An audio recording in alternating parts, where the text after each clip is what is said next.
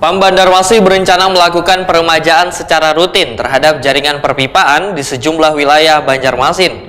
Wilayah Alalak Banjarmasin Utara menjadi prioritas utama peremajaan jaringan perpipaan. Langkah ini dilakukan untuk mengoptimalkan aliran Banyu Barasih agar mengalir merata ke seluruh pelanggan. Perusahaan air minum Banjarmasin berencana melakukan peremajaan secara rutin terhadap jaringan perpipaan di sejumlah wilayah Banjarmasin. Wilayah Alalak Banjarmasin Utara menjadi prioritas utama peremajaan jaringan perpipaan. Langkah ini dilakukan untuk mengoptimalkan aliran Banyu Barasih agar mengalir merata ke seluruh pelanggan.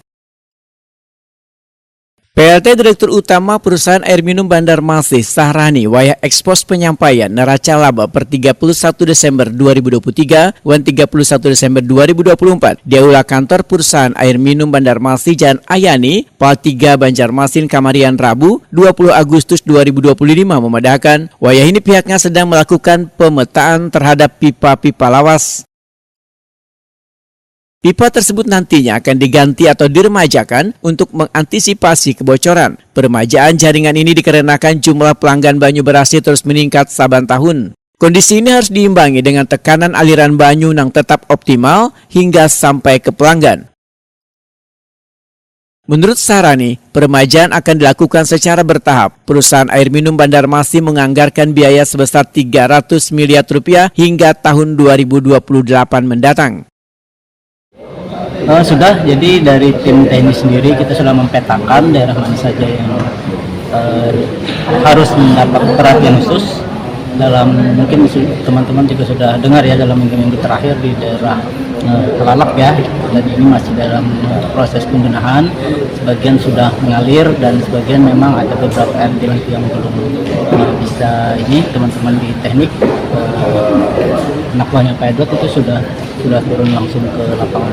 Ada nggak Pak anggarannya Pak, totalnya Pak untuk peremajaan ini berapa yang diperlukan oleh PDAM sendiri? Di Renbis kita juga sudah terlihat kemarin itu kita sampai tahun 2028 memang sudah di target direksi oleh pemilik, baik dari sisi peningkatan pelayanan, kemudian juga penurunan NRW terhadap laba perusahaan. Kita sudah ada target-target dari tahun kemarin, kita mulai di angka tahun 2023. Alhamdulillah semua sudah terpenuhi dari target Renbis itu. Anggarannya berapa Pak untuk perbaikan peremajaan tadi Pak? Peremajaan sendiri kalau total seluruhnya hampir 300 miliar sebenarnya kita butuhkan. Antaranya tadi untuk peremajaan perpipaan, kemudian juga reservoir, pembuatan reservoir dan sebagainya.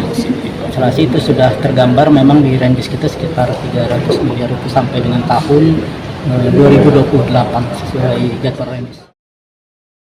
PLT Komisaris Utama Perusahaan Air Minum Banjarmasin Edi Wibowo memedahkan peremajaan jaringan perpipaan penting untuk dilakukan. Terus meningkatnya pelanggan, maka pelayanan Banyu Barasih kepada warga harus semakin optimal.